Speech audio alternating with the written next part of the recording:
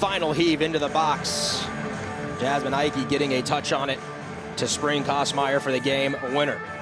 Cal, on the other hand, 25th ranked Golden Bears, winless in their last 3 matchups on the year, though 10-4 and 2, 3-3 and 1 in the ACC. In the picture are those Bears from the West Coast trying to make the ACC tournament. Only 6 teams get in as we're underway. Paint it pink here for Louisville. The Golden Bears in the white tops and the white bottoms. A pleasure to be with you here on this Sunday afternoon ACC Network. It is a loaded day of soccer. We got Stanford, Notre Dame coming up on the backs of our game. Pitt taking on Florida State over in Tallahassee. Every game matters, Casey, this time of year. You got to have 3 points. A draw, 1 point is not enough when you're looking to separate to get into that final 6. Well, and that's why little moments really matter. And in the ACC, there's not a lot of separation. And so you have to take every single minute, every single moment, set piece, whatever it may be, because that could be the separator of a team going into the ACC conference tournament. Our producer, Mark's man, director Kevin Holzman, our entire crew joining you here from Lynn Family Stadium. Louisville very tough at home the last couple of years, and including this season. They've got 5 of their 6 wins on the year at Lynn. Head coach Karen Ferguson Days in her 25th season says our mantra is we win at Lynn. Cal off the turnover. Edge of that box. Wright was dangling for it. It is out for a goal kick. A Louisville team that's stingy defensively on the year so far. They held Stanford to without a goal until the final seconds, and you see it at home especially much better than on the road when you look at the splits case. Well, they played Notre Dame as well to a 0-0 tie, then gave up that goal against Stanford, as you mentioned, in the final 2 seconds. So what I've been really impressed with is not only their defensive structure, but especially against Stanford, they were counterattacking with efficiency as well. Geigley was a big part of that, dropping into the 10 and her mobility, and just really good decision-making on the ball. So they're going to want to use that performance and the performance versus Notre Dame to continue to grow into this matchup. Cal with possession here in their half. Casey, what do you want to see from this Louisville side? Anything different than what you saw Thursday night? I think the obvious one is just making sure that that focus goes for an entire 90 minutes. It was right there, but there's not much that I think they should change. Continue to get numbers above the ball in transition. They had some moments where it was just a decision here or there that they weren't able to capitalize, attacking corner kick, things like that. So I think it's more of the same, and can they have the consistency of performance across all of these games that they're playing? Well, their performance Thursday night caught the eye of Cal head coach Neil McGuire, who's been doing this for a long time, 18th season.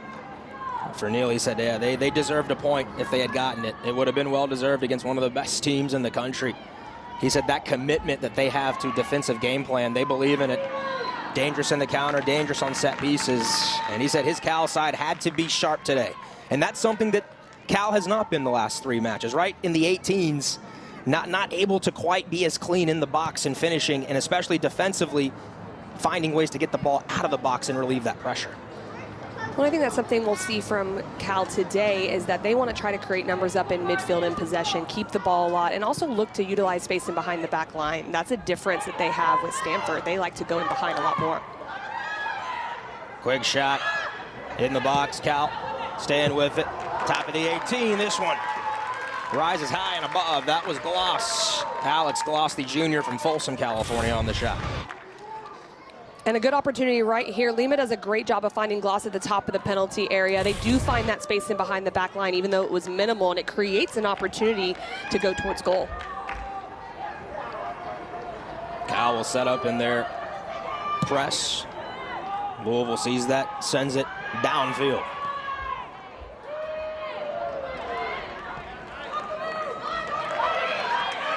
Entering today, 5-6 teams still realistically with a shot at getting into the ACC tournament.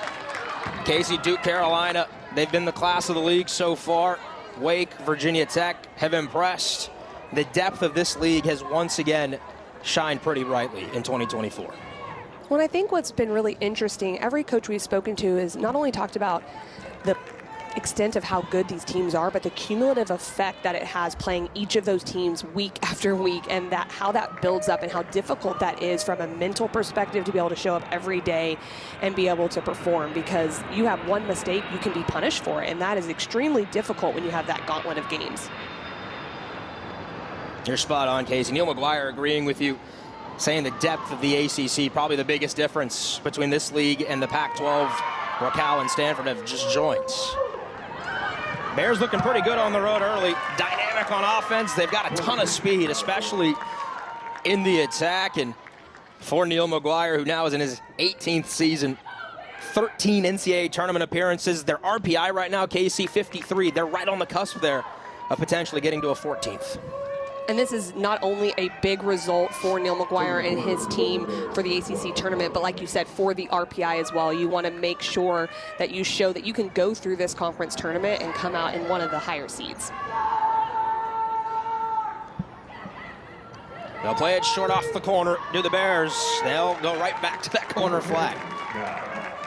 And Geigley does come out, but I'm surprised only one was sent. It was an obvious 2 against 1 in that wide channel for the corner kick. Jennings, only one defending.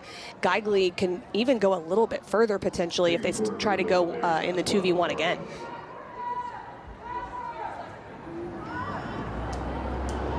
They go short again, Casey. But they cross it to that back post. Oh, a Bear went down. Looks like she's okay. Counter press, works to perfection. Another cross, service into the box. Knotted down shot. Emergency defending Louisville. They impressed with that on Thursday night. Very committed in 1v1 defending each of these Cardinals. There's a look at Brooklyn Lee, the freshman. Showed great work rate on Thursday night against Stanford. Still Cal in the box looking for help. Shot down, blocked away. Lee got a foot on it. Front of the keeper, Floyd. It's another corner here for Cal. And all of this starts in the wide area. I like Gloss looking to get a little bit higher. A lot of attention's going to Lima, and then this is a good opportunity right in front of the goal, and she's able to get it where it has to be deflected for a corner kick. Third corner. Good service. Still dangerous spot. Floyd coming out, gets a hand on it as a flag goes up offside. Off the redirect. Good organization defensively right here from Louisville. They step up, and that's Jennings that steps up in that moment. If she doesn't, that could have been more dangerous. Floyd does still come up with the save, but that's good defensive organization on the corner kick from Louisville.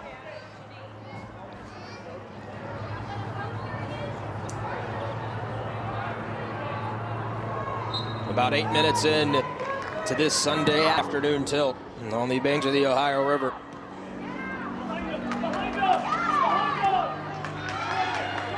Ball played out wide.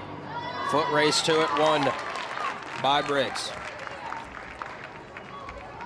Check that, Hills.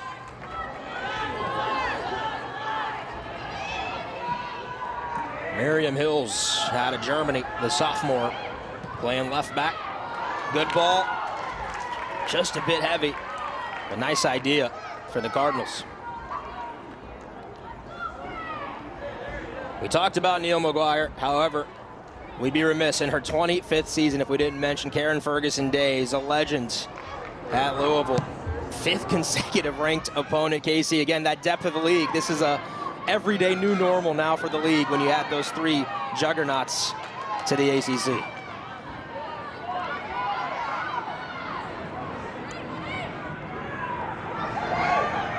Jennings, nice move, creating space.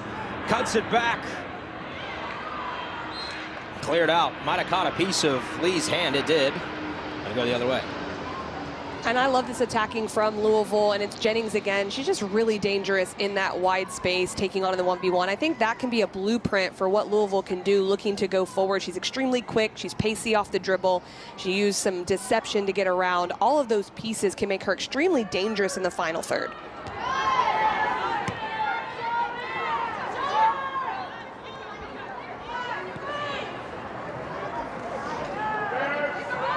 Emerson Jennings, a junior, Noblesville, Indiana native.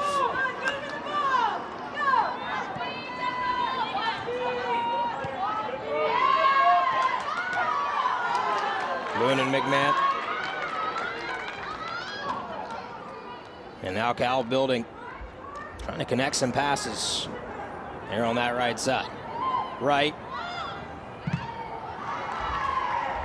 And it's going to be a fourth. Nope, it'll be a goal kick. Almost looked like a corner kick was coming. Must have caught a piece there, right.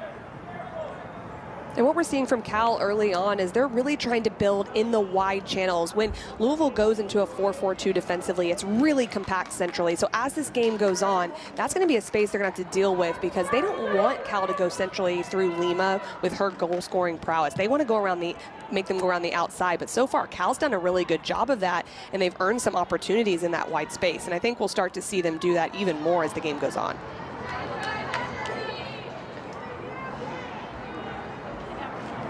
There's Carly Lima, number 2 in the country in goals, number 1 points per game, having a season of the likes of Alex Morgan, Brandy Chastain, some absolute legends that have come out of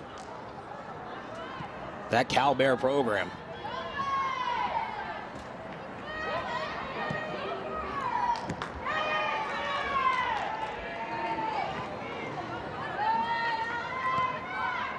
Casey, we talk about Cal Bears that are legends. Alex Morgan calling it a career after an incredible spanning 2 decades, really changed the game of women's soccer.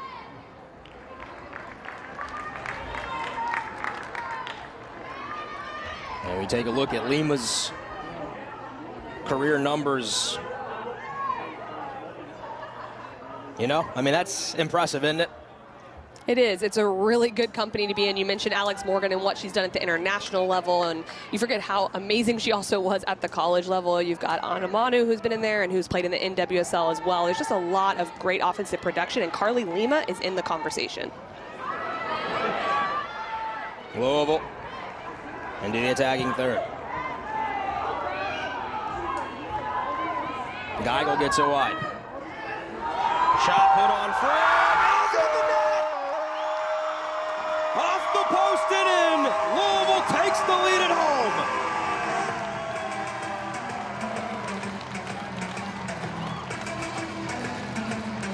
And this is really great attacking from Louisville, and there is a player down for Cal, but there's really good defensive shape. They do a great job of, in transition, finding a great ball to the back post, and that's Mackenzie Geigley. There's Mackenzie Geigley who gets on the far post for that finish, but the athletic trainer will be out and just take a look at the defender for Cal, and hopefully she's okay in this moment.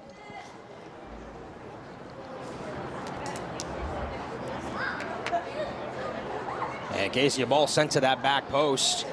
A shot on frame. Caught a piece of the post and caused a scrum down there. It ends up trickling into the net.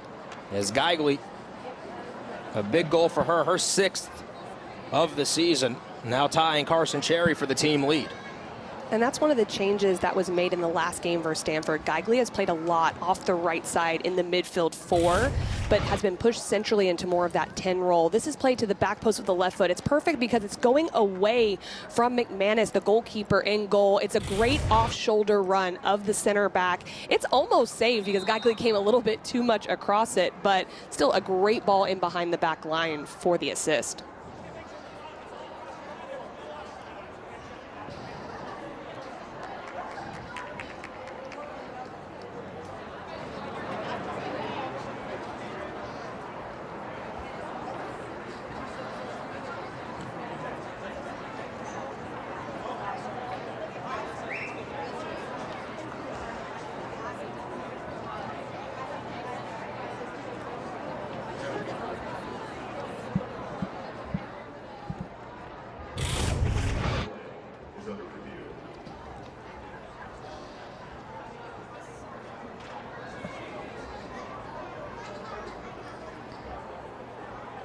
#14 is Malia McMahon. We can take a look at this right here. Geigley is making a run down central channel right there. And as it goes off the left foot, she is off the back shoulder, looks to be clearly onside in this moment, heads it back across for the goal. And it does look like it should be a good goal for that, because that's a great and well-timed run.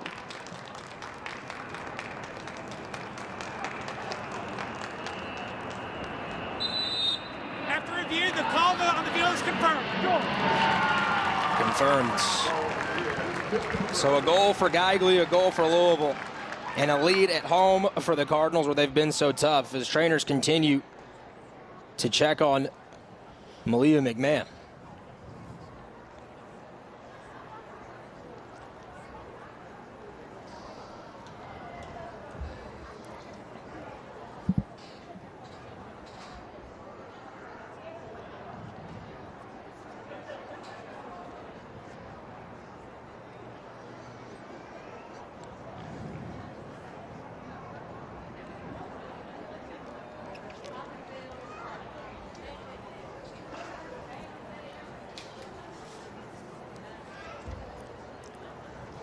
And teammates just nervous for their teammate.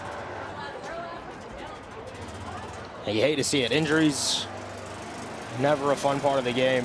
And McMahon, who has meant a ton to this Cal team just in her sophomore season, has started all 16 games.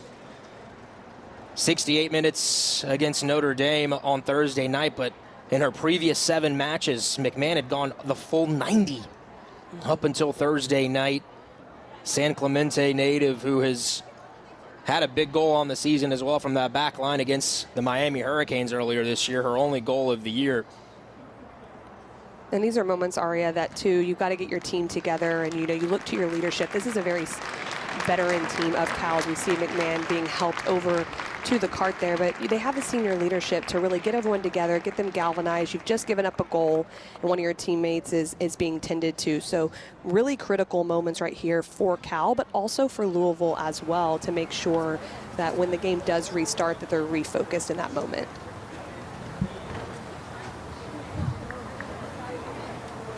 The cart coming out, never usually great news, but you hope certainly for the best.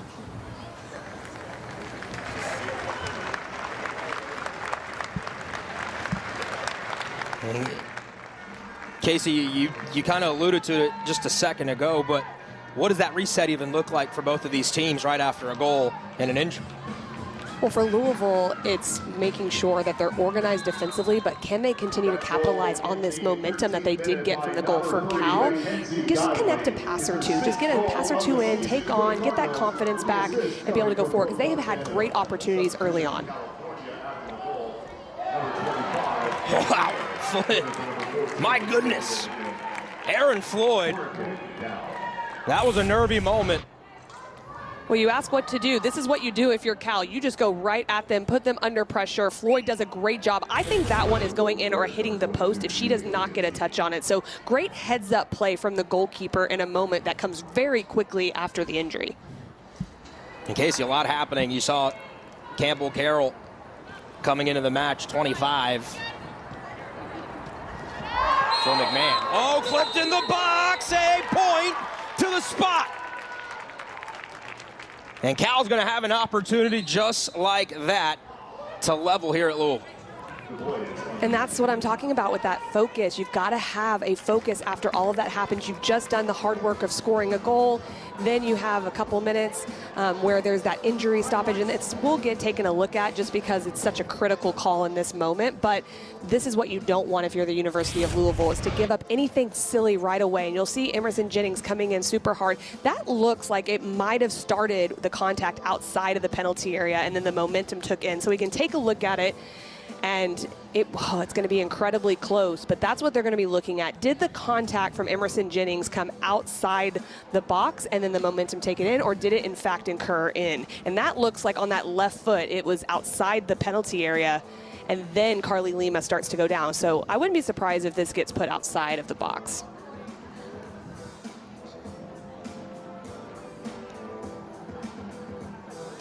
Wow, you can see close. right there Casey. on that left ankle. Yeah, the left ankle, you can see it, Aria, right there about a yard outside the penalty area. So I'm going to put you on the spot. What are you calling? I am not calling a penalty kick. To me, on the left foot, that's where the contact's made. It's outside the penalty area. The player and the ball are both outside, so it makes it pretty clear in this moment. This should be a free kick, 100%, but I just think it needs to be outside. And there, that angle is great. You can see that it's a full yard outside when the contact starts. So you're going definitely indisputable evidence to be able to make that change. That is a good look right there.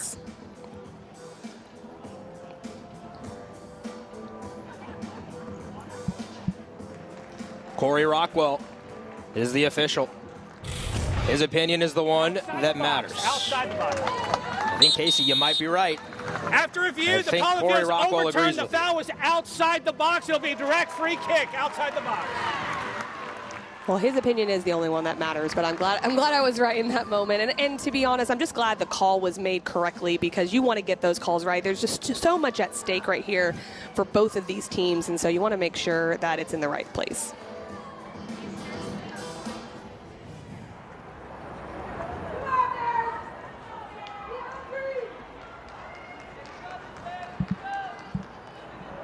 Right on the edge of the 18. 22, Julia Leontini, the transfer from Stanford. 78 games played for the Cardinal in Palo Alto. Puts it on frame, and it's a beauty! We are level at Louisville. Cal, a stunner of a goal off the set piece.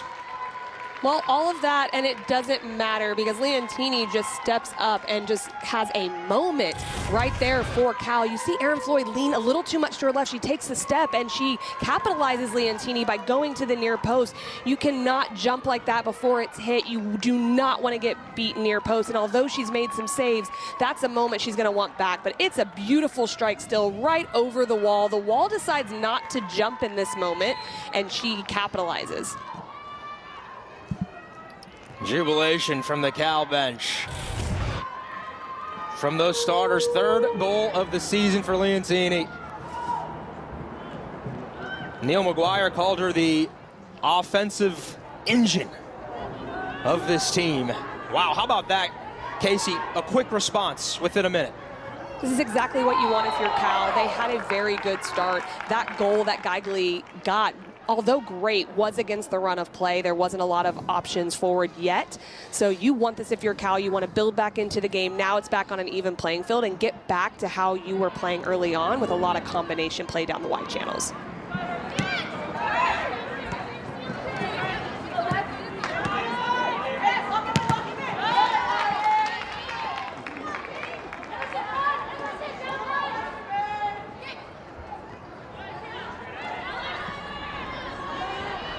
My great talent stats man, Dan Ferran, lets me know goals exactly 1 minute apart.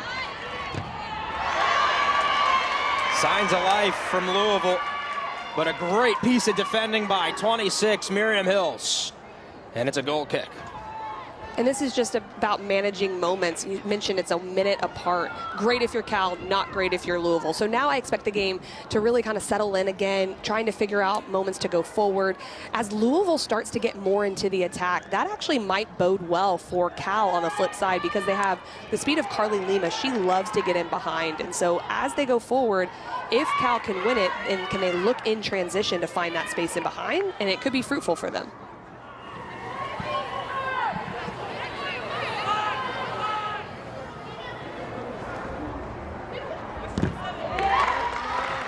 Corner kick, Cardinal. It'll be a, see if it's a corner or a throw in there, right at the flag. It is indeed a corner given. It's the first corner for Louisville. 28, Brooke Dardano will do the honors. It'll be a lefty in swinging ball. Dangerous area. Oh, whistle. It's going the other way.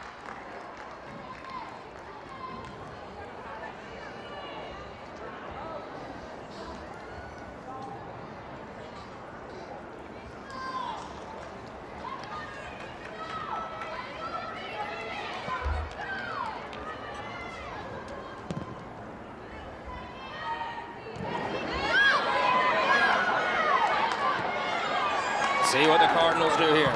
Jennings, service, headed away. Still in a hairy spot are the Bears D-line. That back line is in trouble. They're able to clear it out. But I like that step from Carson Cherry right there. When Lima gets the ball, you have to commit one defender to put pressure on and one defender covering behind. That's how much attention she draws, and rightfully so. And Carson Cherry is going to be very big in that moment to make sure Lima doesn't get the ability to turn and face forward in that midfield third.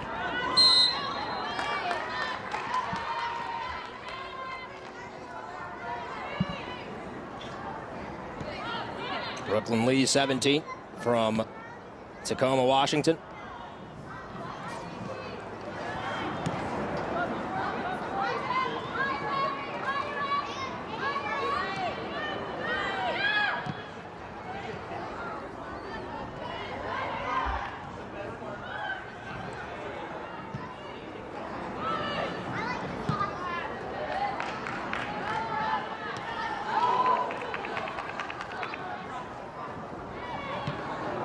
Ball being knocked around.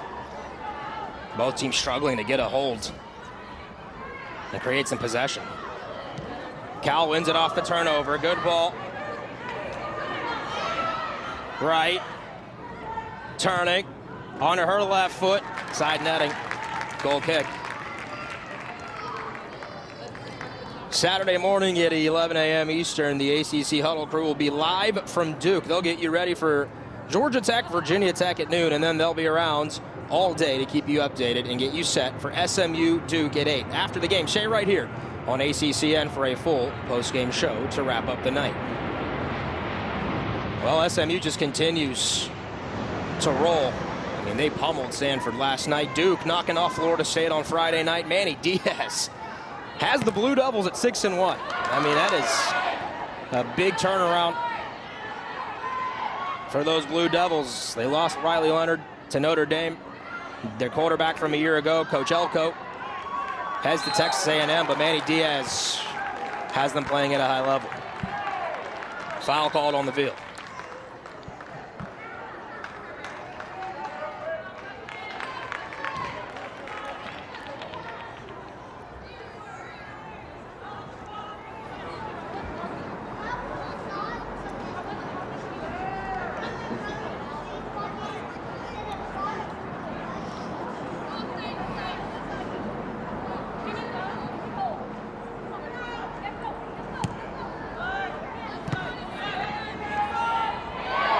Provides service.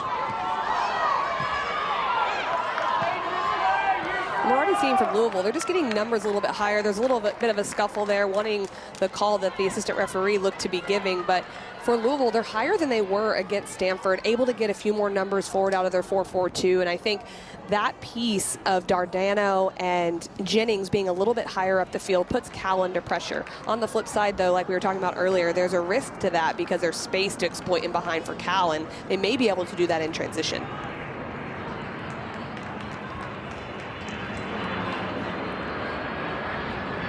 Casey, I'm going to defer to your judgment on this as well, because I've never seen it. Does the head official have a right to ignore an assistant referee's call? 100% they do. They get the final say, and so it's definitely something that they can go with if they see it, if the assistant referee does put their flag up. Dangerous ball in. Headed back towards the net. Does that cross the line? The Cardinals are begging for it. It was close. You wonder if it's something we will look at. Indeed we will. We'll take a look at this, and it's just a missed clearance, and it looks like it goes behind. Oh, it's hard to tell from that angle. It's incredibly close. I can see why Louisville wants this called. It has to be completely over the white line, and it doesn't look like it is from that angle. It looks like there's still portions of the ball touching the white line. And again, we'll go to another review, but I would say from that angle, it does look like they were able to clear the ball in this moment. It was Courtney Boone who initially tried to clear it. It's hard to tell from there, but from the opposite angle, I did not see a clear line right here Yeah, that looks pretty clear to me that that is not going to be a goal. So it's a good heads-up play from Boone to recover from her initial misclearance. My goodness. Gonna be throwing for, Here's Corey Rockwell's call officially. Yeah, okay. After review, the ball was on the goal line, saved off the goal line, therefore no goal. Restarts the throw in. No goal indeed. Casey, you're 2 for 2. Well, there's a lot of reviews going on right now, but I like it. They're getting it right. I'm glad I'm getting it right, but we've got some great angles for me to look at it that our referee crew is not going to see until they run over to the sideline. So I got a little advantage there. Listen, Casey, in baseball, if you get 2 infield hits, it goes off as loud rocket shots. You're batting 100. You take it. Hall of Fame numbers right there, right? But we got a long game to go, so we'll see. You got a substitution here for Louisville. Jennings out. Angelo in. Gianna Angelo, the transfer from Miami. It'll be her 16th appearance for the Cardinals.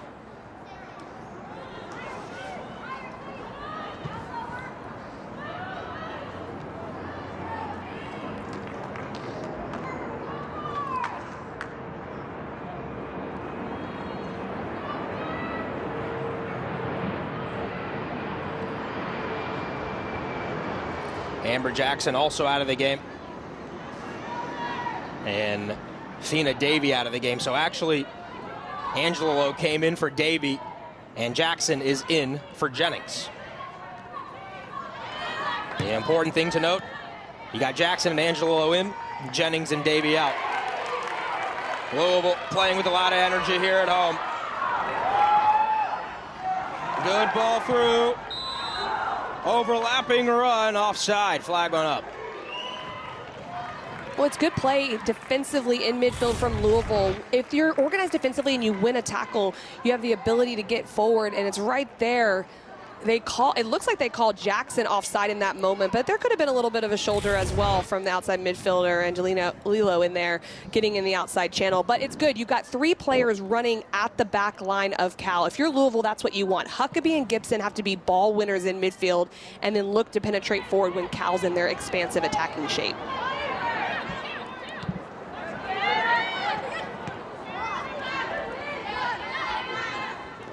There's right.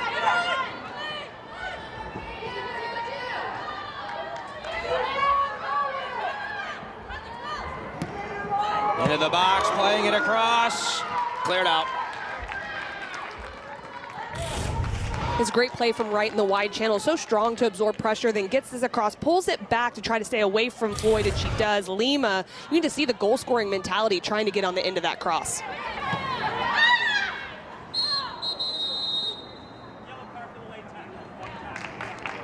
Yellow card to Louisville, zone 21.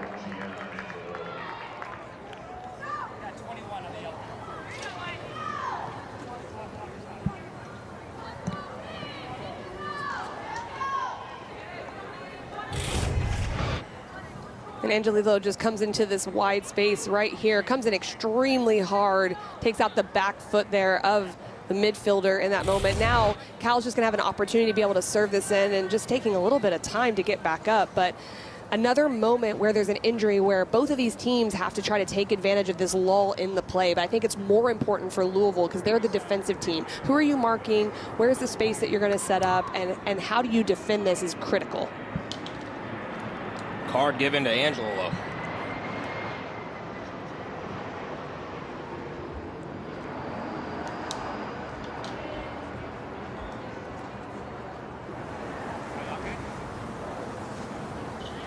And Casey, we've been in quite a few stoppages so far here in the first half. How hard is it to get into a rhythm for a player when you keep starting and stopping? It's incredibly difficult. No one can really get into that rhythm where you're keeping possession. I think it's a little bit harder, if I were to guess, for Cal because they really like the ball retention piece of the game. Louisville loves to play as well, but they're comfortable sitting in a defensive shape and then looking to counterattack in transition. So for Cal, they've really been disrupted. The first 10 minutes or so, there was a lot of really good play around the outside, and they were good in possession going forward. Because of all these stoppages, they have not found that rhythm again, and it's been more individual and personnel-based for their attack. Casey, Dan telling me we have stopped play for 13 minutes so far here in this first half.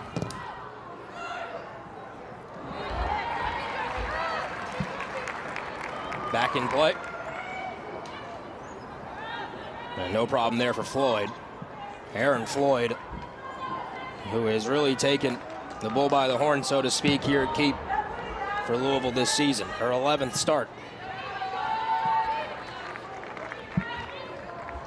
Floyd and Kimball, Kaylee Kimball, have split some time this season in the net. It's been the junior from Wilton, Connecticut, Floyd, who was ACC Defender of the Week after 10 saves against Notre Dame about a week and a half ago. And that's great attacking play there from Carson Cherry. It's a little thing, but she gets out in space very well.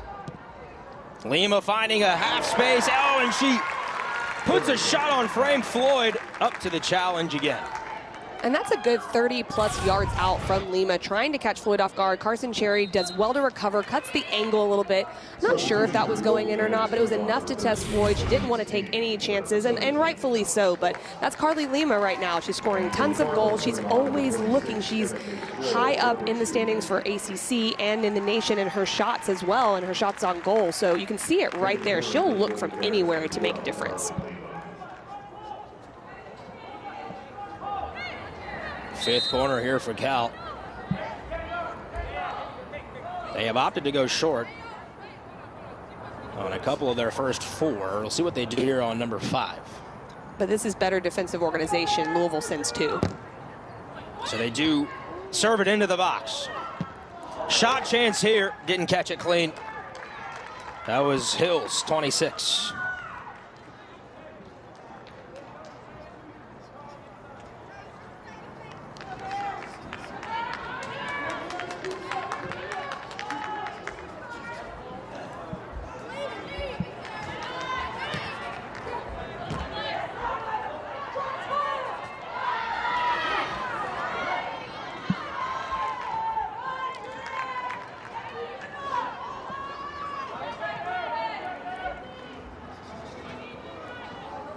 Bears into the attack.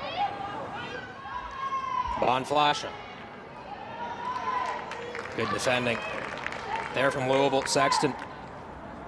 Neil McGuire trying to find some answers. Sexton's a really good 1v1 defender. The reason that Cal was having success early on was they made it a 2-against-1 against Sexton in that wide channel. If it's just a 1-against-1, it's going to be a lot harder because she's very good in that type of role. So continuing to get the outside backs forward for Cal can create a more clear opportunity to expose that space.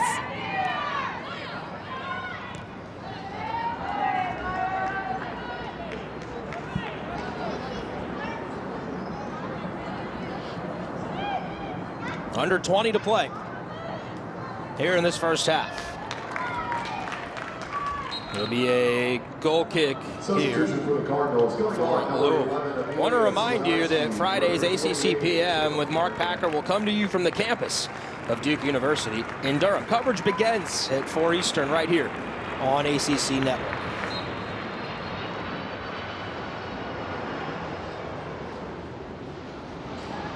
Swinarski in. And Dardano out. Louisville trying to keep fresh legs.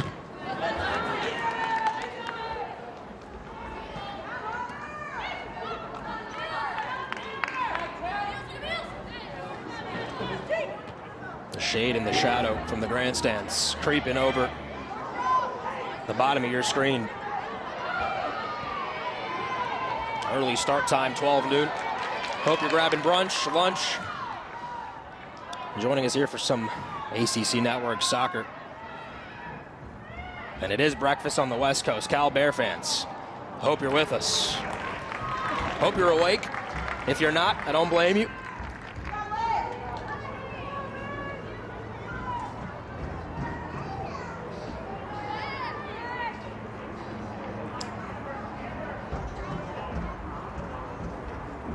Goal kick coming here from McManus.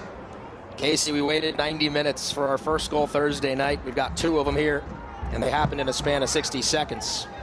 And I'm not surprised by that. Both of these teams coming off the hard losses on Thursday, also for Cal against Notre Dame. So both starting really quick, wanting to go forward right away. It's a little bit more of an open game than we saw with Louisville and Stanford. So especially from comparing to that game, definitely more open and more space to penetrate. Louisville's had some more freedom with the ball.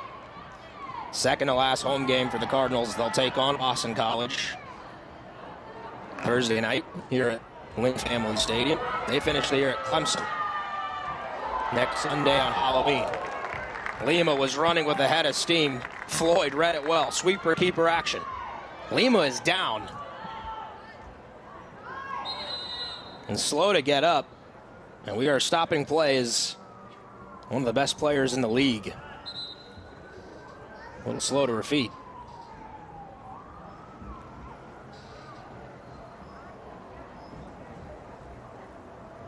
And it looks like Carly Lima's going to be okay, starting to get up. She's going really hard, has the confrontation with Floyd, just coming in on that right ankle. You could just see some contact from her in that moment when Floyd comes out. But really good job by the goalkeeper being able to stay in behind the back line, control that space, because Lima can certainly take advantage of it. And she is to her feet. That one definitely hurts when you have that type of collision.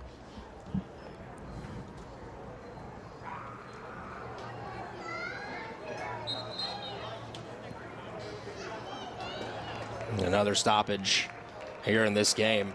Both teams trying to figure out a flow to the match. Good to see Lima's okay. The most important piece to this Cal Bears side, if you're just joining us, Geigel in the 13th minute for Louisville got us off to a fast start here at Lynn Stadium.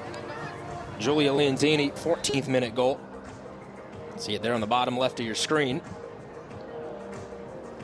We talk about how these disruptions can really mess with each team based on their possession, but also we talked about managing the moments of the game. There's a lot of critical moments, a couple minutes here or there after a foul, a couple minutes here or there after a stoppage.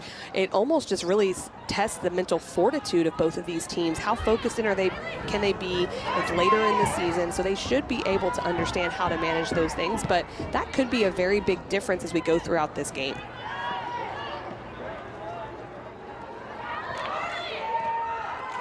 Lima, nice ball right. Running into space, has a runner on the right. Incredible defending. It's a great tackle by Cherry. Yeah, Lima comes into that midfield, though, draws a lot of people into that space. And so I think you'll start to see that from the Cal wingers. Can they get in behind Lima? So if Cherry's going to step that aggressively, the outside backs and the other center back of Snyder has to cover in behind her and not make her have to have the entire recovery run back. Bonflasha cleared away. And this is that last moment right here, right? It gets in behind Lima. Cherry has a great recovery run. This is a great tackle, but she was the player that was all the way in pressuring Lima and then makes that 15-yard sprint in behind. So you can't fault the defending there from Carson Cherry. But I'd like to see the back line pinch a little bit more to make sure that space isn't available for Wright.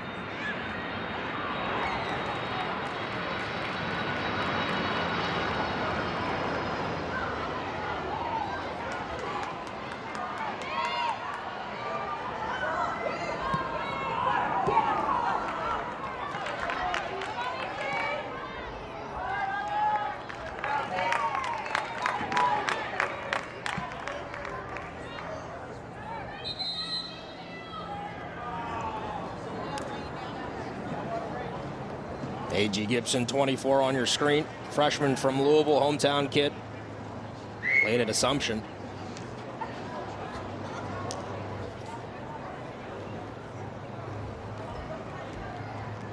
Boy, the injury bug continues in this game. It's been a tough week, right, for both teams. Long week. A lot of minutes on a short turnaround. We'll just take a look at it right here. Going into the attack was Hills. There's a tackle from Angelillo. Just a confrontation. Doesn't look like there's much in that, but does go down and stays down there. Will get checked on. But I think for both of these teams, this is an opportunity for both of these coaches to figure out a few tactical things, because now you don't have to wait till halftime. There's been many opportunities that the players have been able to come to the sideline. So as Miriam Hills is getting checked on, can you go, okay, I'm seeing this space. Can we take advantage of it? Hey, be aware of this, of what the other team is doing. So some of those tactical adjustments don't have to wait another 15 minutes to halftime and can happen now. That can greatly impact the game. And we see McMahon coming back. That's a good sign. She had the injury earlier, being able to at least come back and join her team.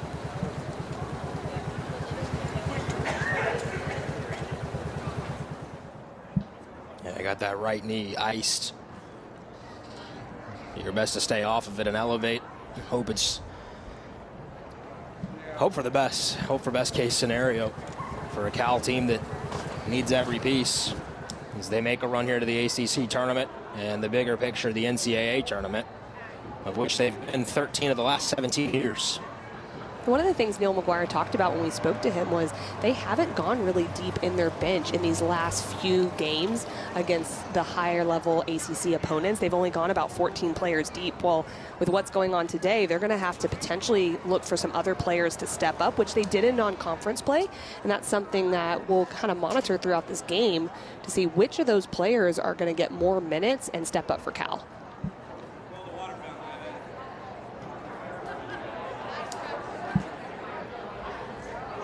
Neil McGuire talking about the maturation process for this team. He got an older group coming in. You switch leagues from the Pac-12 to the ACC, and he feels like his group's handled it well. They got off to a hot start. Impressive results against NC State, Wake Forest, Pitt. The last three have been a challenge, and each game in this league is a grind.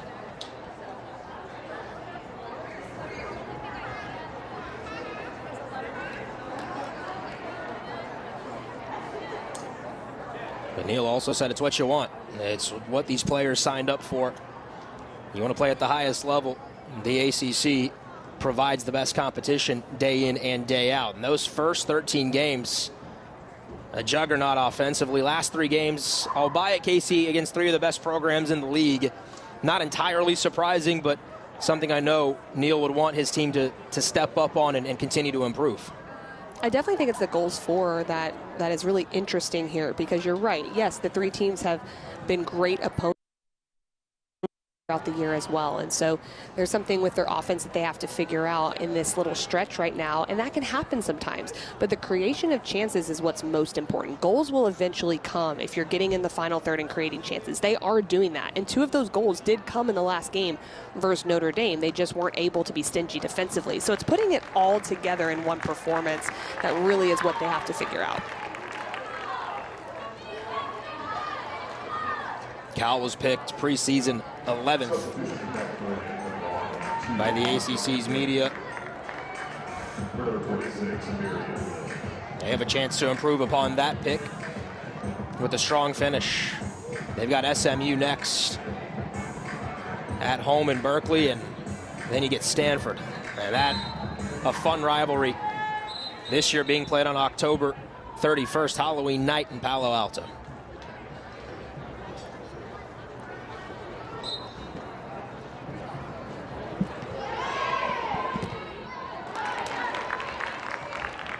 Asha McLinn will enter the game for Hills.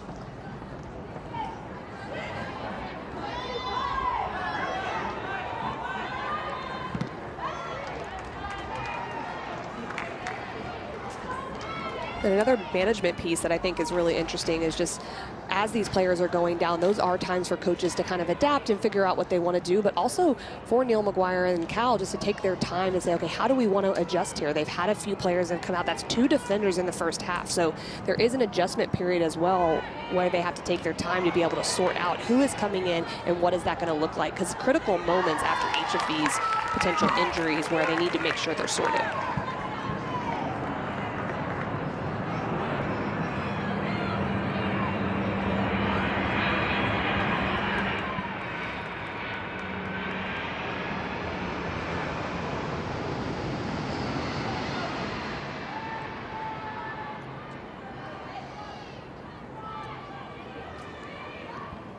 Louisville with possession. Service into the box, dealt with. Through ball. Lee, can she get there in time? Yeah, it goes out. And with that ball in behind the back line, it's a great run from Lee, but she's got to change it and go on an angle a little bit more central on that run. But I like that Louisville's looking to penetrate behind the back line. It's just changing the angle of the run to be able to go towards goal.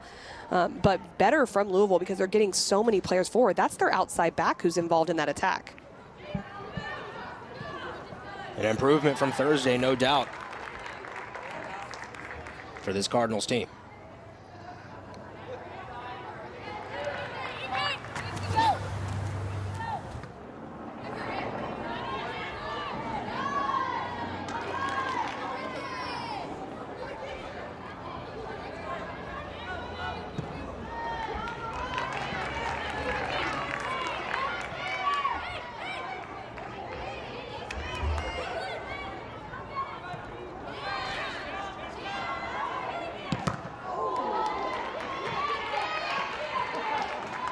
Throw in coming.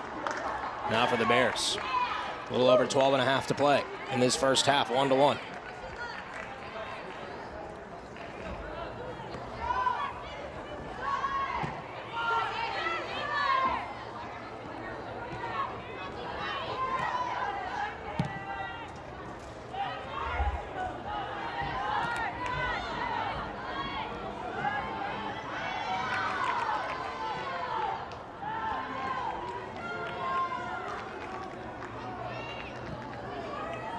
Here's Cherry.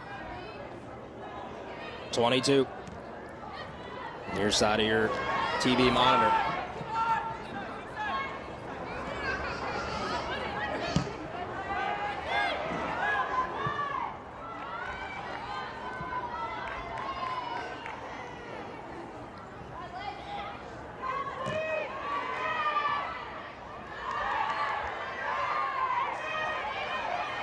Lee trying to pick out a cross and cleared away. Now Cherry.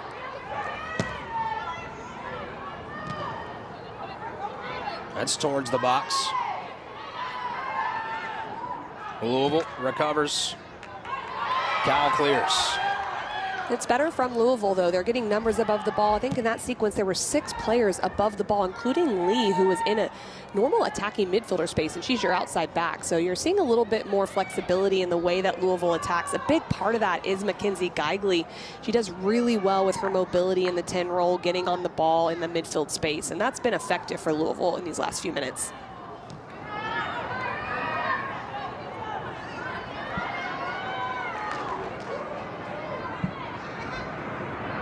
Lima dribbles past the ACC logo. Support in the box. Header popped into the air.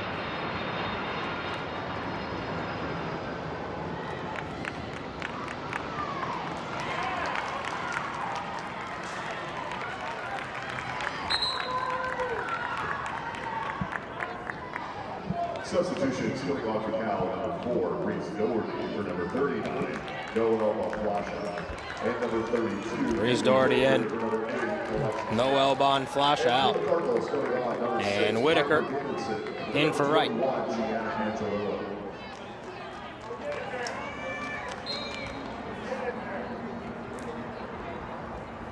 Neil McGuire high on Kenley Whitaker, the freshman from Wilsonville, Oregon. Looking to get her more minutes. A ton of pace there on the wing.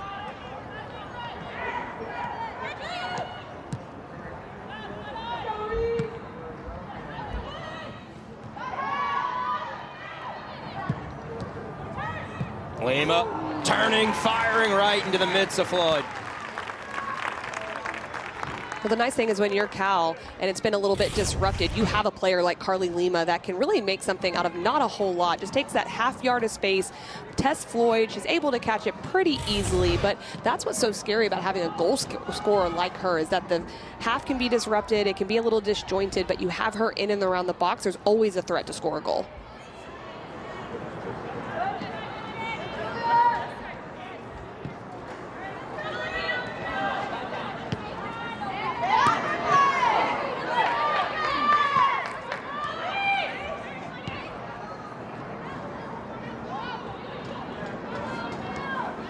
Swung all the way around. Boone. Pass intercepted. Can Louisville make something of this? Nice move. Keeping it alive. Charging towards the net. McManus diving to her left. And Geigley does a great job in the midfield space. She does a little touch to get around. She doesn't have that breakaway pace to get in behind completely in the back line, so chooses to hold up and get the shot. It does force a save from McManus. If you hit this across frame, though, to the far post, there might be a rebound, and you've got a player coming in that could potentially get a tap in. So you'd like to see her go far post there, but still, good play from Geigley. Mackenzie Geigley, junior from Raleigh, North Carolina. 16th start of the year.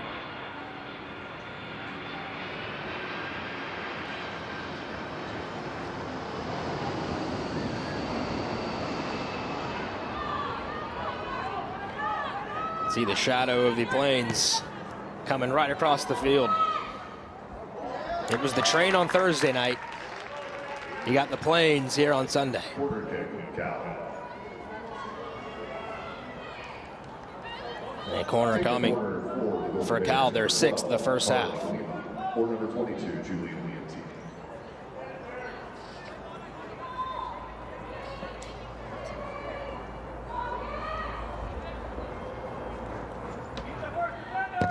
In swinging ball towards that back post. Too hot and heavy. Goal kick.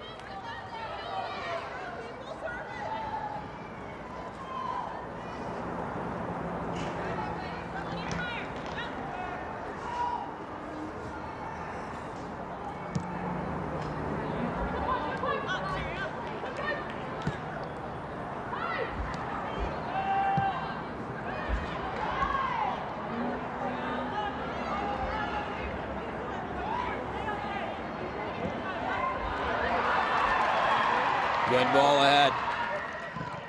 Louisville into the attack. It'll be a throw in. There's Campbell Carroll.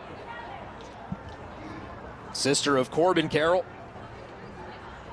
Arizona Diamondbacks NL Rookie of the Year last season. Campbell playing in her 16th game of the year. Quarter kick. Another corner now for Louisville. And Louisville does a great job. I love that entire buildup. It started with Aaron Floyd and Carson Cherry. Goes all the way to the left, all the way to the right. They earned the throw.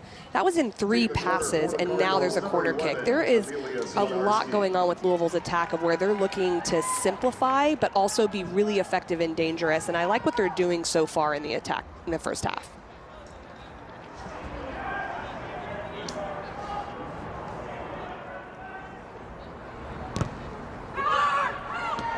Ball put on, frame, shot, deflected away. Throw in coming. Louisville continuing the pressure.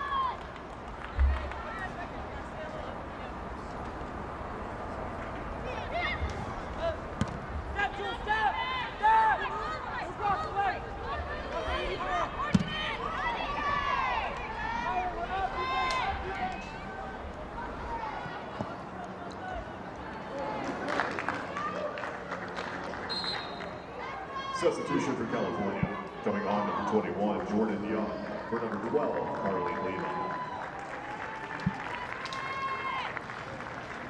Jordan Young in, Carly Lima out.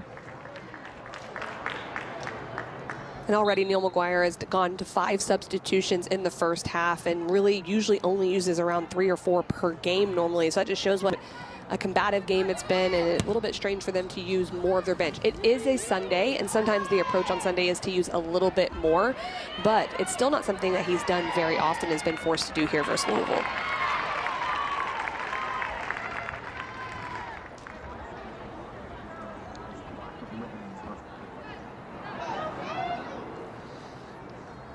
And Casey, does the lack of rhythm here in the first half play into that? It definitely can, and you're just searching for something to make it a little bit more comfortable for your team in possession, certainly, and so it's something they're looking for. Shot chance here!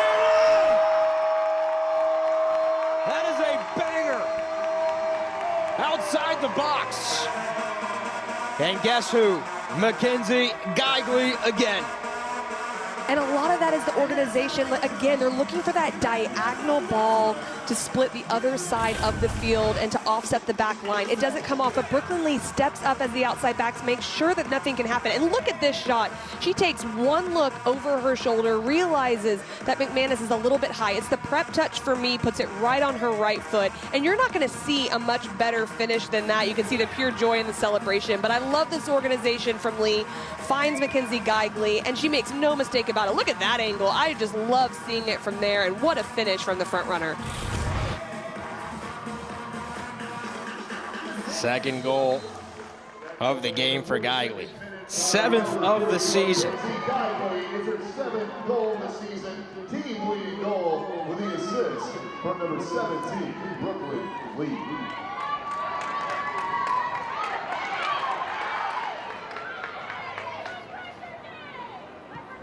Three and a half to play. Louisville strong here in the first half at home. We've had some terrific goals here in this first half. One by Cal, one from Louisville. It's the Cardinals who lead 2-1. Geigley's got both. Takes the team that lead. Goal makes it very, very interesting because you go into halftime here soon, and for Louisville, do you do more of the same? Do you play the exact same way? Do you go into a little bit more of a defensive shape? I don't think you do it too early, but I'll be really interested to see how both of these coaches manage halftime and what changes are made in this game, because it's pretty open.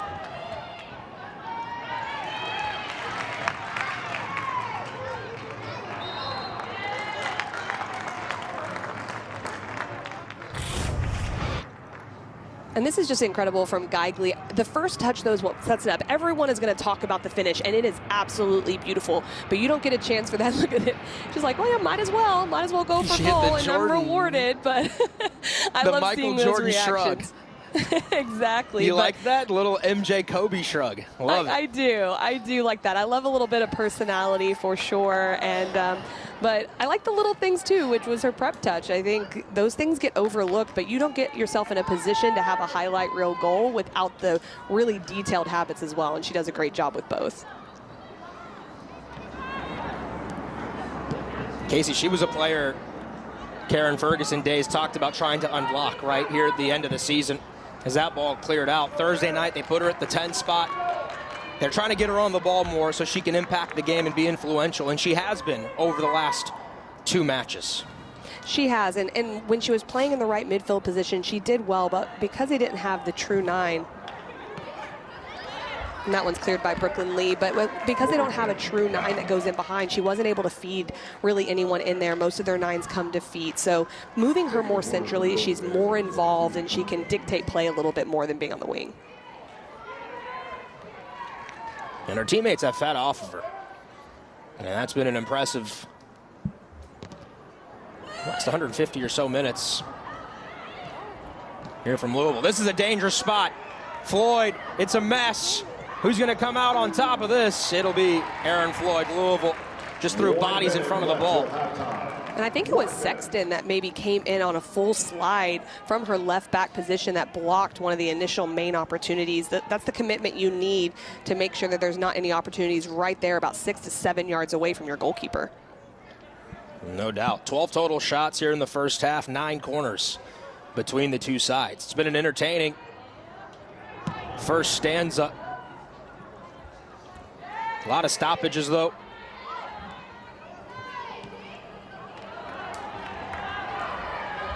We're well over an hour to complete the first 45 minutes.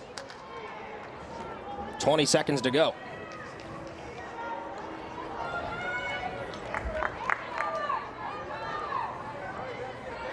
Ten, 9, 8, 7, 6, 5, 4, 3, 2, 1. And McManus content. Casey, thoughts after we finish the first 45? Now they have to really hang their hat on, can they be stingy defensively as well? I don't think you necessarily sit back, but they have to make sure that they don't give up any silly opportunities to Cal, because you know Cal's going to come full force.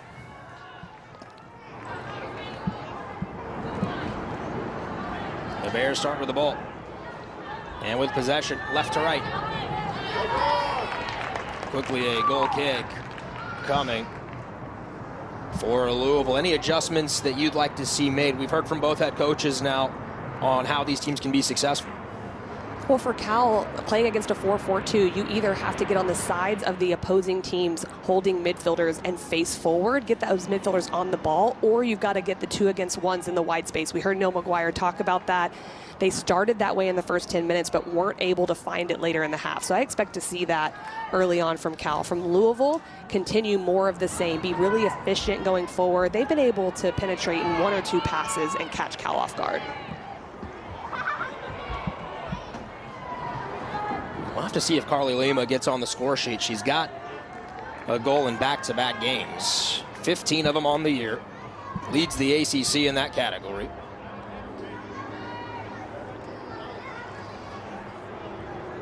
Number 12 there on your screen. Did have 2 shots in the first half. And not only just the shot production, but just the attention that she draws. She was running diagonally and behind the back line. She was pressing as a front runner. When you have a player like her on the field, you are never out of the game, and that's something that Cal has to remember. Get a little bit better in the way they were playing, get a little crisper on the ball, a little more sharpness, but also get Carly Lima the ball in some good areas, and she can play make.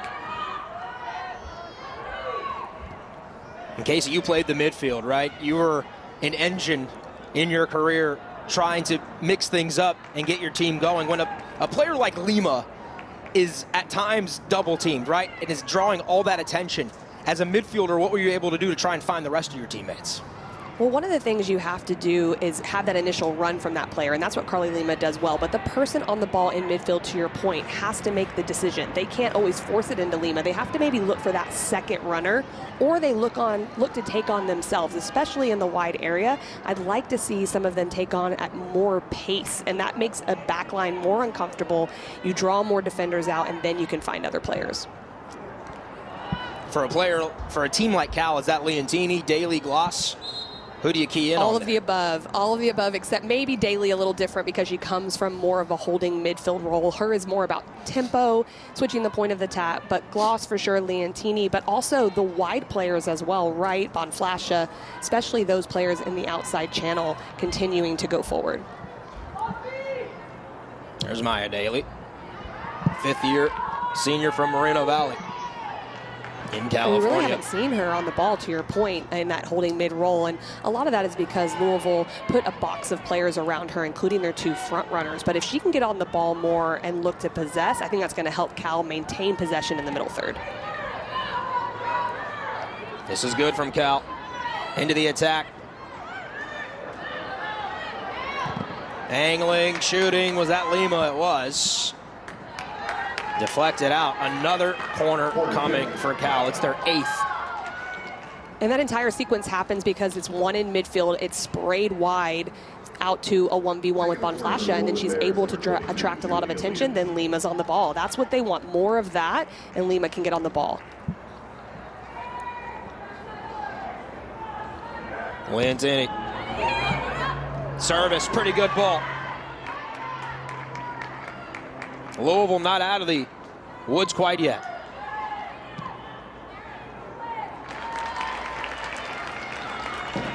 Floyd, not difficult for her there.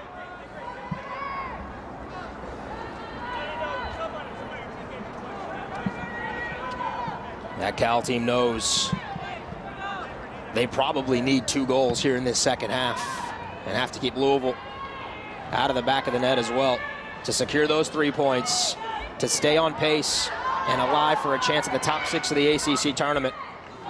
But these Cardinals, they've been tough at home. Gave Stanford everything they could want and more. So Lumi Kosmeyer daggered the Hearts in the 90th minute.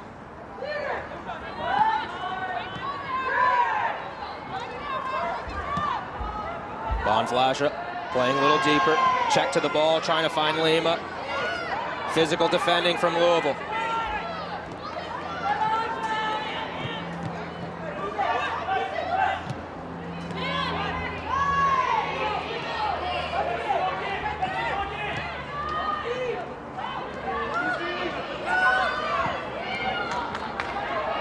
Lima, a little bit of space on the wing. Multiple Louisville defenders rush over to her. Right idea, just a little heavy on the pass. And Cal did a really good job of breaking that pressure. We're seeing a couple different things from Louisville. The center backs are stepping aggressively to Lima. There's a lot of attention around her, but they're figuring out ways to penetrate forward. It's a little different than Thursday. Louisville sat in a little bit more. Now they're pressing a bit higher. And so there is that space to maybe play down the channel and find it in behind the back line for Cal. And Casey, with that kind of attention being put on Lima, is there an opportunity for a late run from a midfielder? 100% there is. The transition, Louisville has thrived in it. That time, stymied.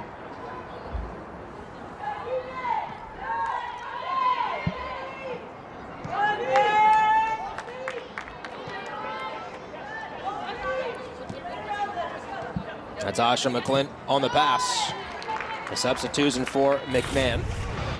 And this is what we saw just a second ago. Emerson Jennings has a lot of pace, goes in, but right here defensively, Briggs just makes Jennings make a decision. As soon as she takes it with the outside of her foot, that's when you step to tackle. It's great 1v1 defending technique.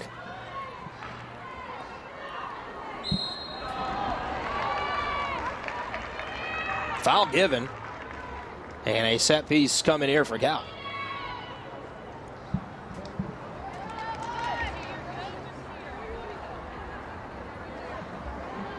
See Miriam Hill's back in the game. She took a knock in the first half.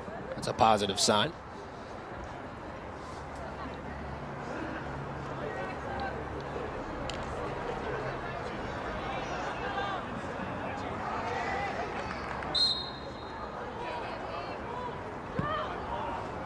Service towards the back post. Right running on. Oh, offside. Flag was up. And that's an extremely brave moment from Wright going in with Floyd coming really hard into the, it's Courtney Boone actually that goes in, makes that header. It's just a little bit too aggressive to get in behind early, about a yard offside. Got to time that a bit better, but really good service. And this is where Louisville has to be really careful. Don't commit any silly fouls in your defending final third. It just allows Cal to build into the game and serve something into your box that's unnecessary.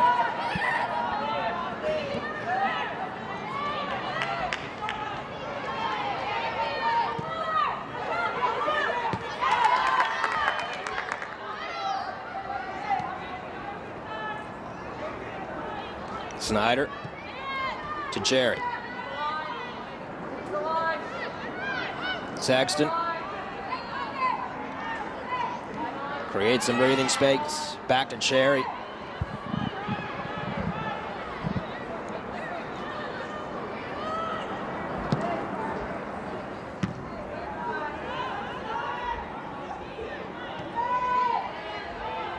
Knocked all the way back to Floyd.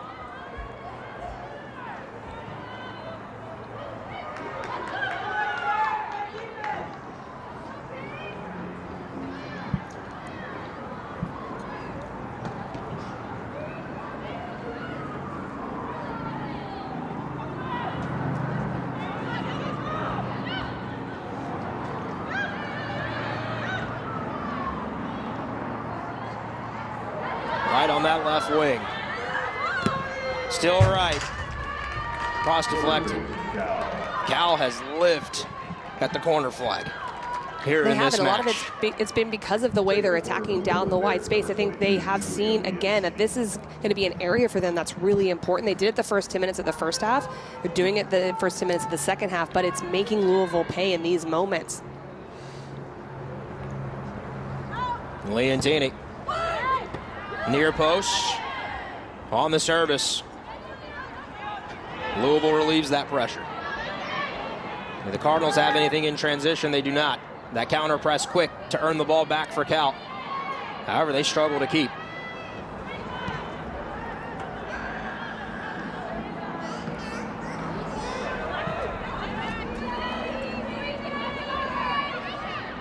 Right, back to goal. Poor ball, not on the same page. That allows Louisville to spring into the transition game. Well, that's a transition moment that I think you just recycle it at that point with Dardano on the ball. It's a 2v2 at the back. There's really not space to take advantage of Cal, and you just play back in to allow them to reestablish possession. So those decisions as they go throughout the second half will be important. Maybe just bring it back around and enjoy a little bit of possession, especially because Cal has started a little bit better in the second half. Casey, what's that balance between possession and playing direct? Because Neil McGuire talked about we want to be a team that does both. It's all about spaces. So where is the space, where is your opponent, and where are your teammates? You have to consider all three of those things in any moment you have the ball. And so if there are no defenders back, or we have numbers up if we're the attacking team and there's space, then we should take it. We should try to go forward and try to be a little bit more direct. If that doesn't occur, then maybe it's a time to keep possession of the ball and just enjoy it and shift the back line and midfield lines of the opposition. Well said. Flag goes up on Cal. It'll be offside. And now Brooklyn Lee slow to get up.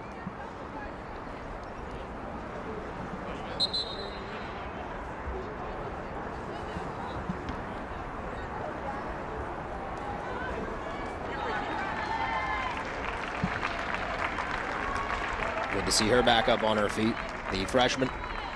This is her 14th game of the year.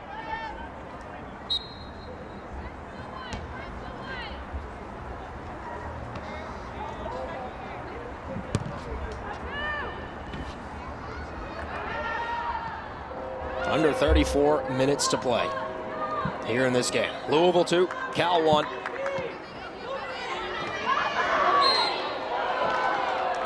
Foul called. Bon Flasher goes down, earns the whistle. Senior from Laguna, Nigel Cal. You can see the aggression from the outside back stepping forward. We've seen it from the center backs as well. When you draw attention, there's going to be space in behind when they're stepping that aggressively. Can there be a secondary runner from Cal to expose that channel? Shot attempt low, and whistles well wide of that right post.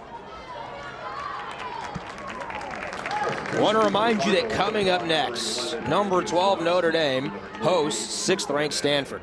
And we cap the afternoon with some volleyball, Duke VT at 4 Eastern right here on ACC Network and the ESPN app. Cardinal Irish. Ooh, talk about a banger of a game. That's coming up right after us.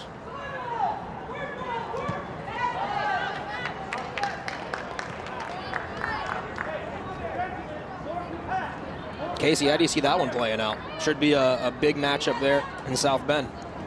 I think that will be really interesting because Notre Dame just had an outpouring of goals against Cal.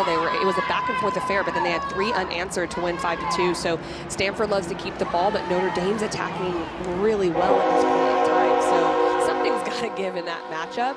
Stanford is probably going to come out pretty motivated because they really snuck away with that win against Louisville with that last second goal by Kostmeyer. I think the train agreed with you. The conductor. Was that support from the train? All right, I'll take it. 3 for 3 then, right? You are 3 for 3. You are batting like Shohei Ohtani. You like that? It's a California reference. I did. I appreciated it. They do play tonight. Dan Ferran, our stats guy, jokes we've had every form of transportation make an appearance here in this game.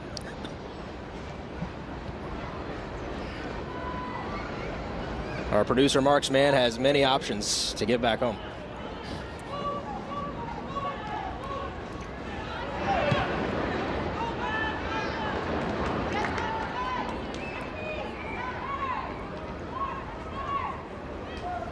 Under 31 minutes to play, Louisville looking for what would be an upset. And it would be well-deserved. They have played well this season. The results not always having matched the level that they have brought to the pitch. This is the first meeting between programs, as will be the case for Stanford and Cal and SMU with a lot of these ACC programs as they join the league. And I think what we're seeing this afternoon is what also Stanford saw against Louisville. A turnover there real quick. Opportunity was just pushed wide enough to make that uncomfortable on right.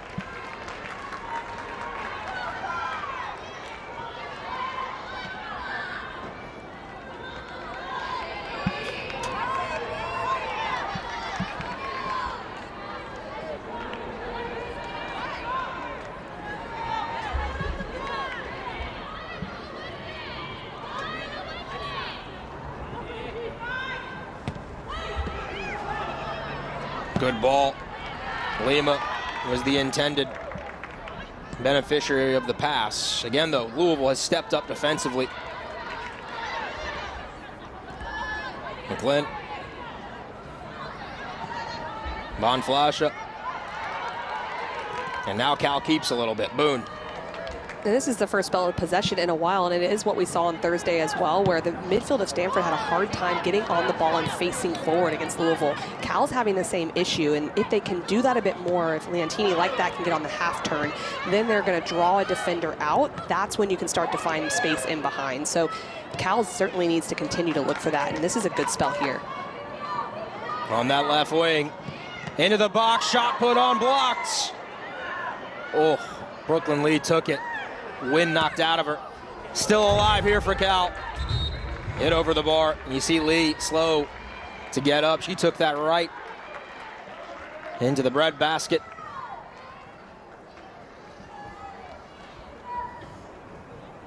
Substitution for Louisville, 7, Amber Jackson. This is good 1v1 play, cutting inside, puts her hands behind her back. Lee, smart, takes the shot. That one hurts right there, but she does exactly what she needs to do in that moment. We'll just need a little bit of time. Lima does eventually dispossess and try to get a shot on frame, even though it went high. How many times did that happen to you in your career, Casey? Right into the ribs. I can't even count how many times. So, I mean, look, she's up, she's going, she's good to go. Feels like your soul leaves your body for a half second.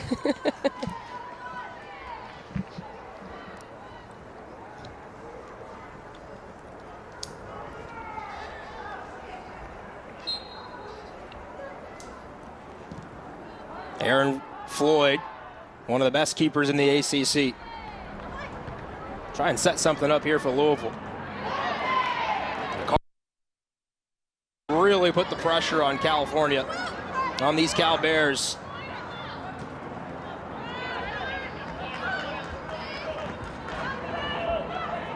Again, playing out of the back. You wonder when Louisville might start to drop that pressure. They've pressed pretty high here for much of the afternoon.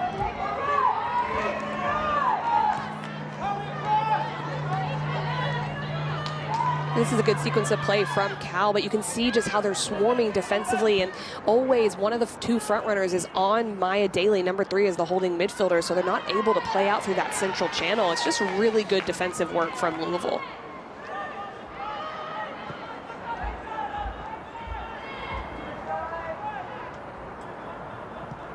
Foot race to the ball, won by Cal. And kept in play. Well done. Campbell Carroll. Blasted forward. Now jostling in the midfield. Boone was looking to trigger a counterattack. Right back, though, to Louisville.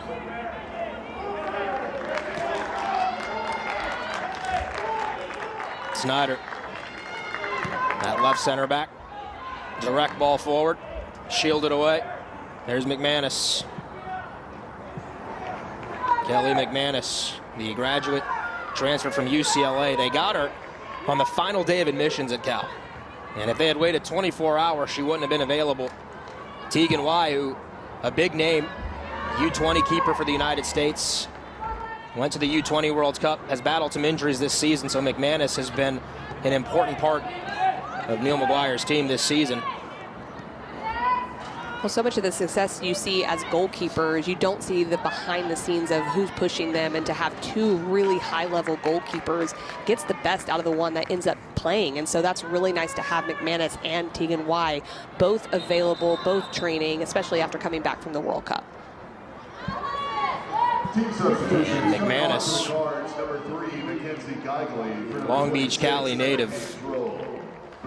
Is actually fluent in American Sign Language and wants to pursue a career in social work for kids with special needs. I think that's incredible. Is Geigley back in the game, Jennings out. There's definitely a management piece coming into play right now for Louisville. Geigley not starting, even though she was the star of the first half.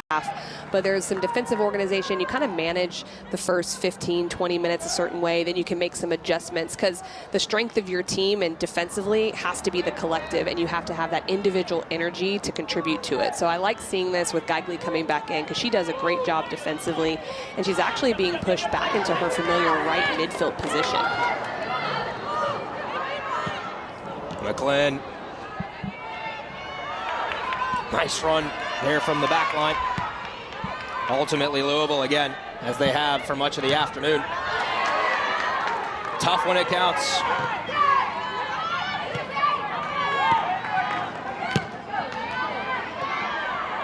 Switching the point of attack. A fight for control. Boone.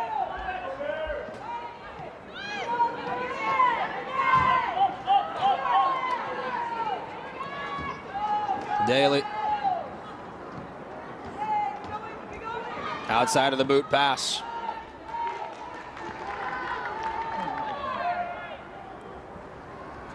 For a Louisville program, this would be a big win for them. They've got 2 goals. Started hot on the year.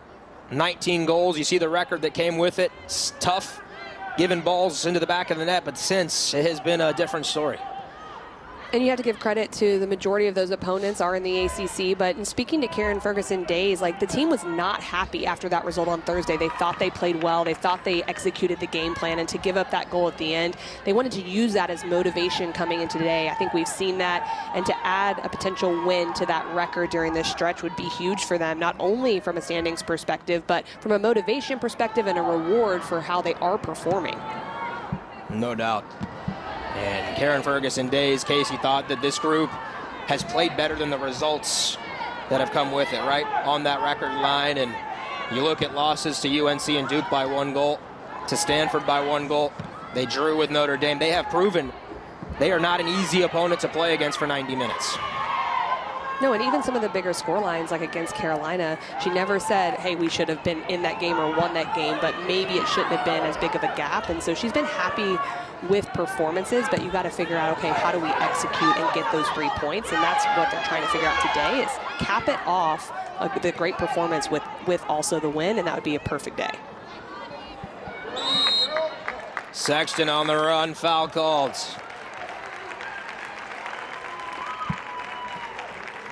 Lizzie Sexton, junior from Cincinnati, Ohio.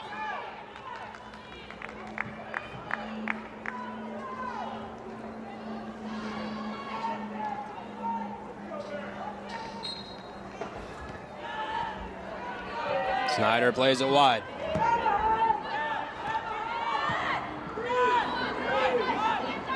On the wing. Looking for space to cross. Jackson. Excuse me, Swinarski. Earns the throw. Substitution for the Cardinals. Coming on, number 18, Victoria Vick. Coming up next, number 12, Notre Dame hosting number 6, Stanford. And then we cap this afternoon with some volleyball. Duke, VT, 4 o'clock. Right here on ACCN and the ESPN app.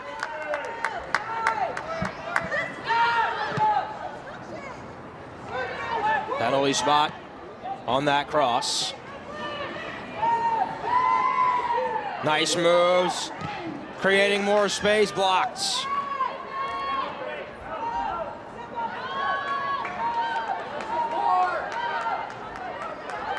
Cal pushes forward.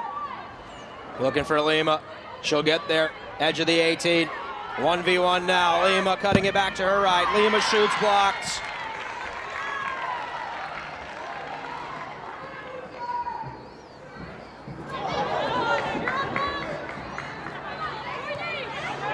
Fight for the ball. Cal wins it. Daly drops it back. Boone. And that's one of the Reset first times here for the Bears. we've had to see Louisville recover in transition. They haven't had to do that a whole lot, but they were able to get 6 players behind the ball with only Carly Lima and 1 other player higher up the field. That's what it's going to take in these last 21 minutes and to be able to secure this. If you're going to hit numbers forward, you're going to have those recovery runs to be able to finish out the game. Bonflasha.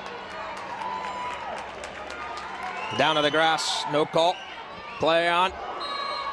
Oh, that was a trucking. I don't think you're getting away with that one. Foul called.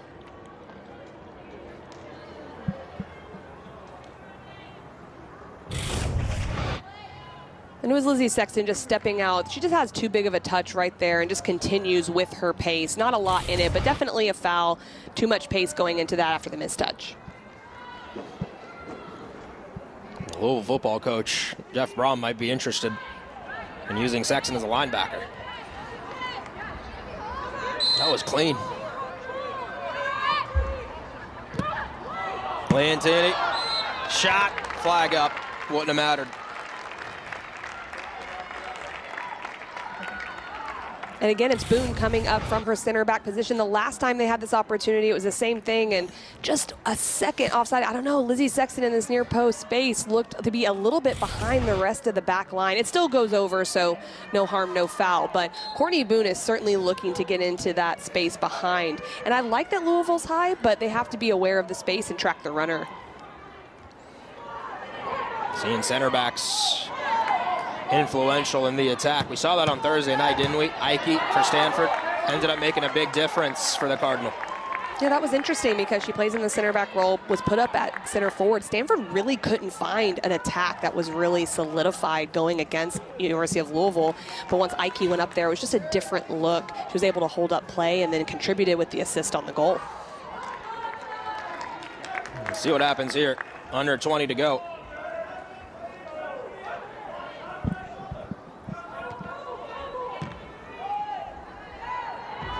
Shots this half. Cal has 6 of them. Louisville just 1 shot recorded.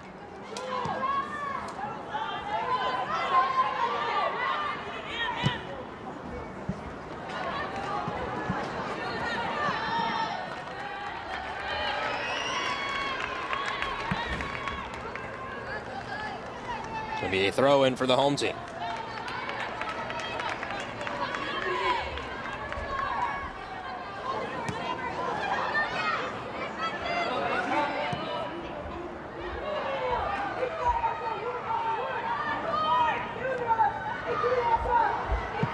Shot attempt, nope, cross instead.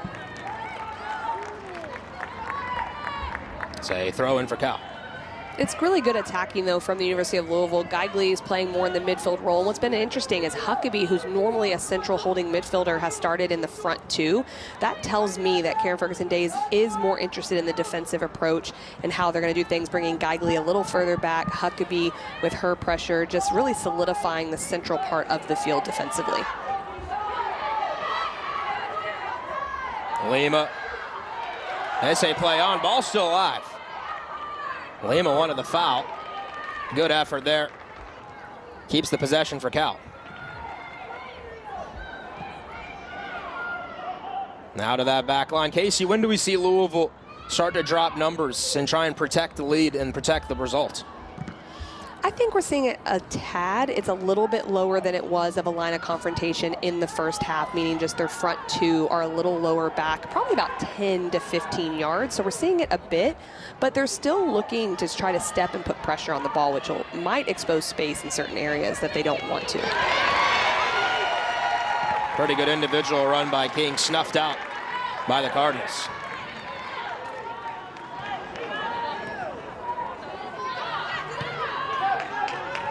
And this is the part of the game, Aria, that I think is even more important than the defending, or at least equal. I don't know if I should say more, is when they do win possession of the ball, Louisville, what do they do with it? Can they let the game breathe a little bit, not give it right back to Cal? Because then you're putting more pressure on your back line, on your goalkeeping to continue to defend. So if they can eat up 30 seconds a minute with a retention of the ball, that will really help them just conserve energy to see out the win.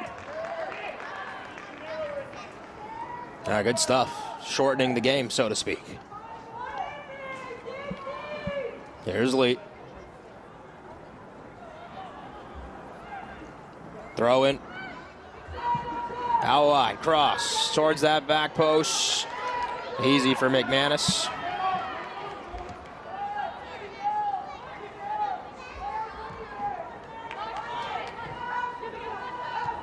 Leontini carves out space for herself. Played forward. Space is opening up now for Cal in the attack. Lima tried to blow by Snyder. She was up for the 1v1 task. Well, we can see right there in that moment when Louisville does press high, there's space to go in behind. So they're going to have to be really careful with that. To your point of what we were talking about, they decided to go with the higher line of confrontation, and Leontini was able to figure it out. There's too big of gaps between the back line and the midfield, and you don't want to leave that space for King, for Wright, for Lima. They're just too dangerous to be able to go forward with that much time.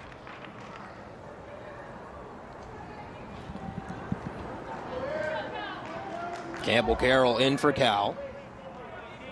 Lauren Cantini, Grace Maddox are in for Louisville.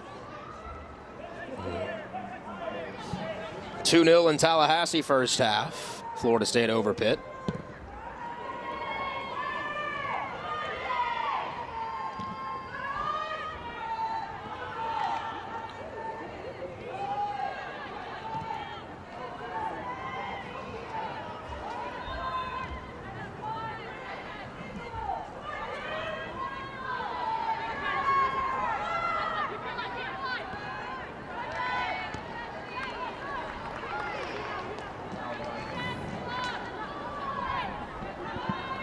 How about this Cal team in the final 15 minutes of games this season?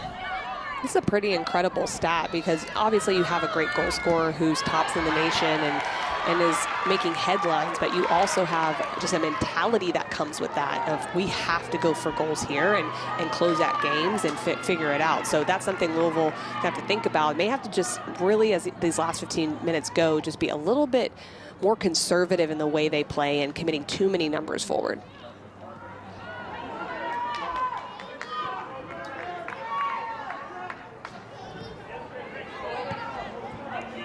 So what does that adjustment look like, Casey?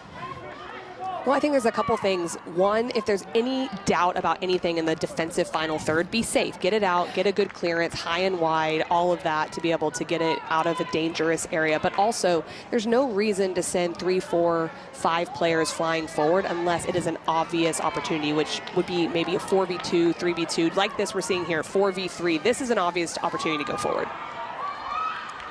One defender to beat, blocked. Not out of the woods.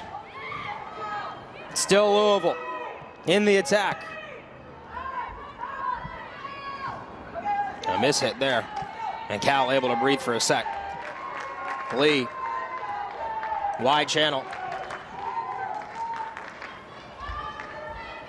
Saves it on the line, does Lee. Cal clears, throw in Louisville.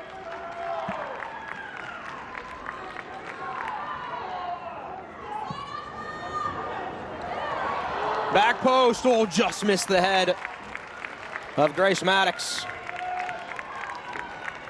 And I think that's a smart thing right there for Louisville. Those are moments that they can go forward. It makes sense. But because they've played so well early in this game, they've gotten rewarded with the 2 goals. They can now kind of go back to their bread and butter, which is their defensive organization and compactness. So as these minutes wind down, expect to see that a little bit more. You'll see more of the 4-4-2 definitive lines to stay compact, have really good covering shape. They've earned the right to be able to sit back and do that at some points in these last 12 minutes.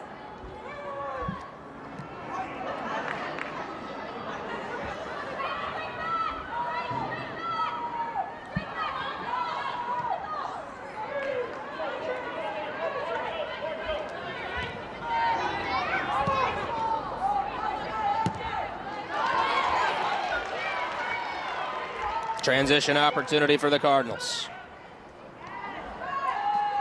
And given away.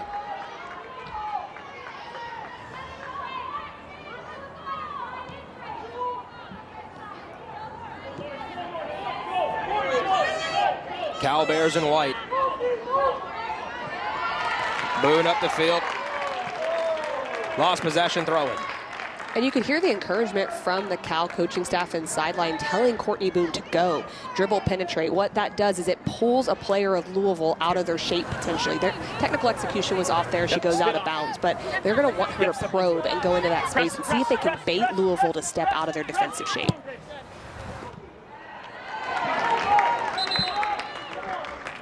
Substitution for California, number 9, number 8, Alexis Wright.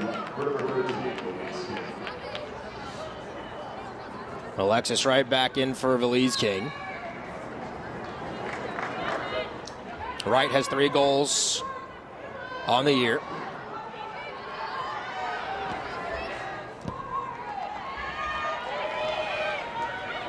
$11 to go. Cal looking for the equalizer. A foul called. It'll stay with the Golden Bears and probably needs 2 goals here in the final 11 minutes or so.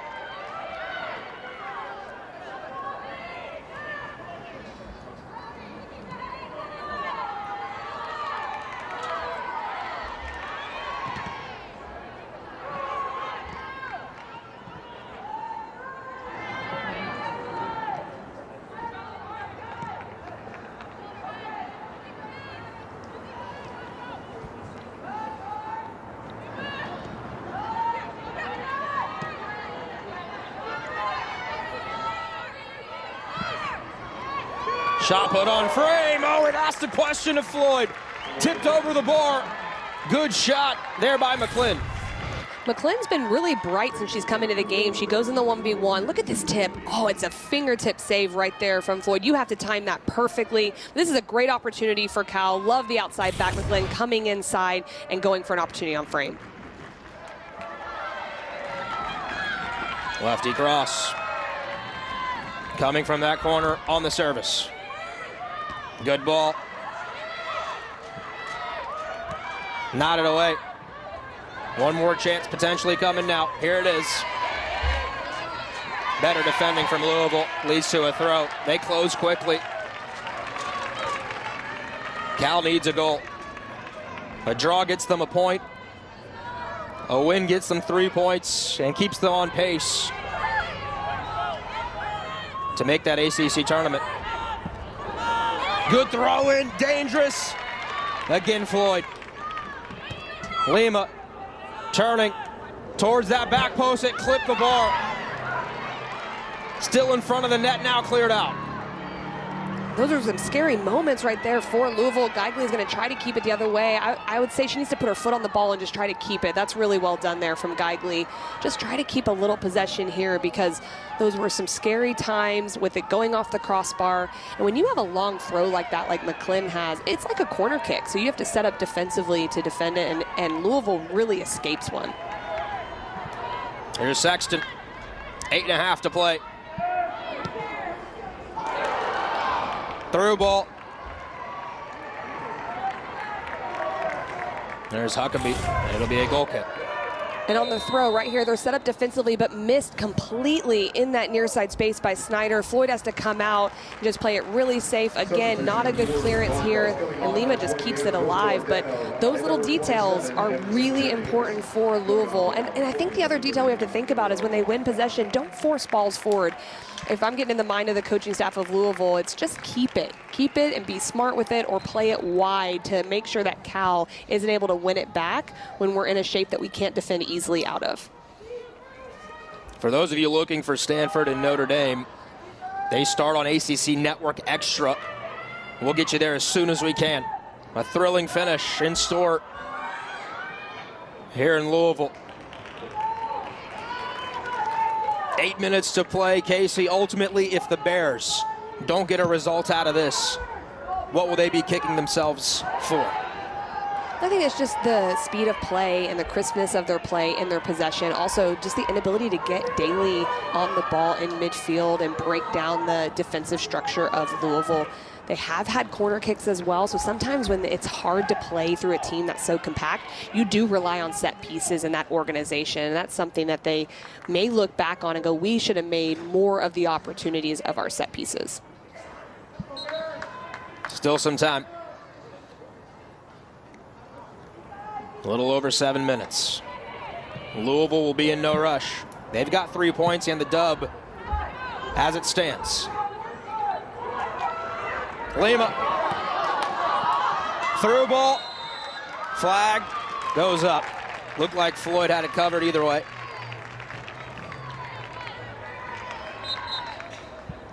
It's intended for right.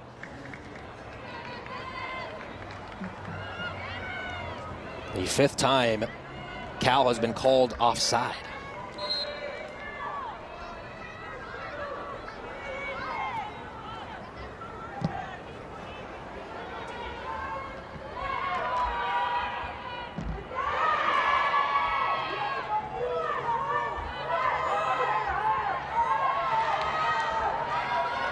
Core giveaway. Cal springing into the attack. Bonflasha, edge of the 18, looking for her teammate Lima. Blocked away. Snyder does really well in that moment. She just lets Bonflasha continue to come, stays central, and cuts off the pass. That's really textbook defending from the center back. Cross over the right back post, takes a deflection.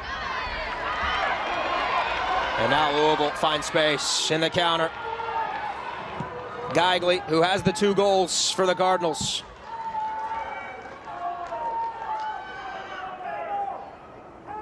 Lee will let it trickle out of bounds. It's such a tough balance when you're trying to play compact defensively, but you also have that energy to go forward or to tackle. You have to keep the energy, but you also have to keep the composure. That's incredibly difficult. So the back line and the holding mids of Louisville are going to have to really try to stay out of that energy game and just keep compact shape so there's no space in behind. And Floyd's important as well.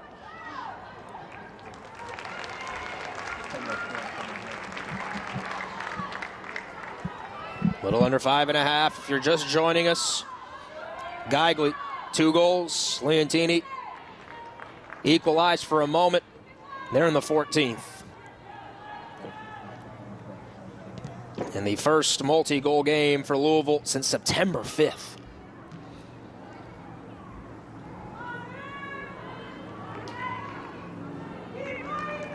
Throw in coming for the Cardinals. Casey, it's been a hard week, right? For Louisville. Devastating on Thursday night to give up that goal at the buzzer.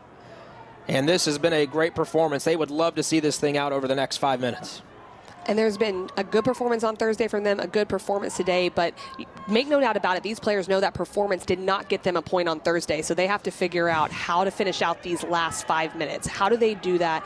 And I can tell you, they won't be happy unless they're able to see this out, but what an improvement that would be if they can.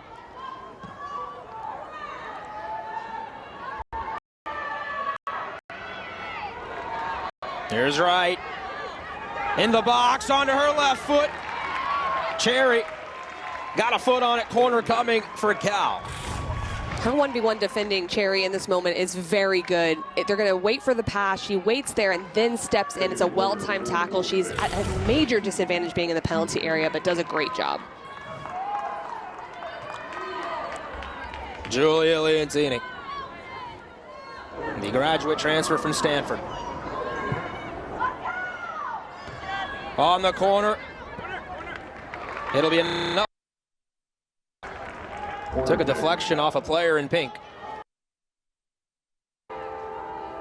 Again, Stanford, Notre Dame coming up next here on ACC Network. Cal started the week in 6th in the ACC. They were in the ACC tournament.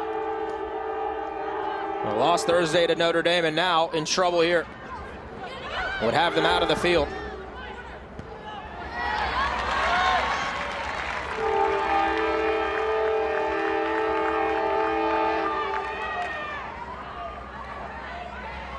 You see what's coming up for Cal. You got 2 more chances. But you probably need 6 points at that point to get into that field of 6. You need a result here.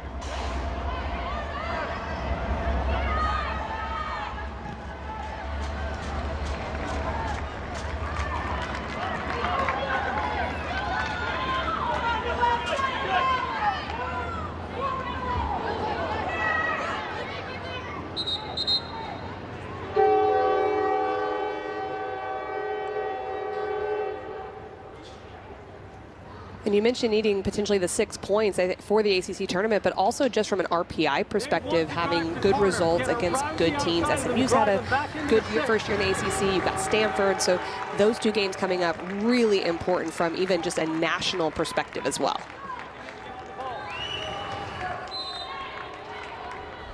No doubt, a possible 9 points coming into today for Cal left.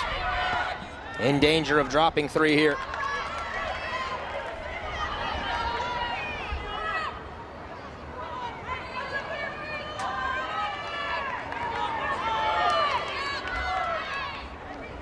Throw in, a little over 2 to play. Dispossession, Geigley getting forward. Pass into the channel, through ball.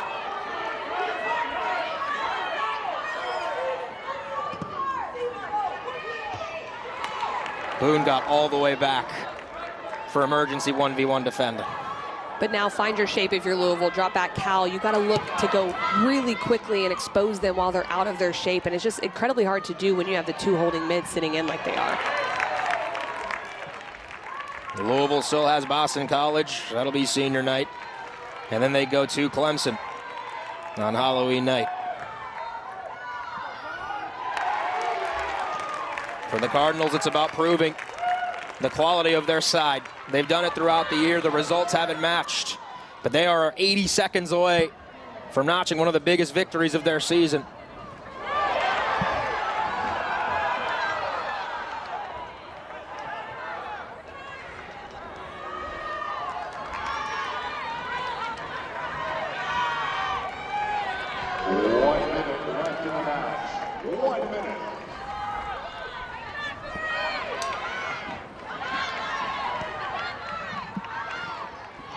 Final opportunities for Cal. Direct into the box. Flag up, offside. And that looked eerily familiar just from the opposite side of what they saw versus Stanford. They adjusted well, they stepped their line, just barely offside in that moment. And it looks like there was going to be a recovery of the 3. But now I think for Louisville, 1, get this forward. 2, don't commit any fouls, even though you want to get pressure and make sure there's not a long service.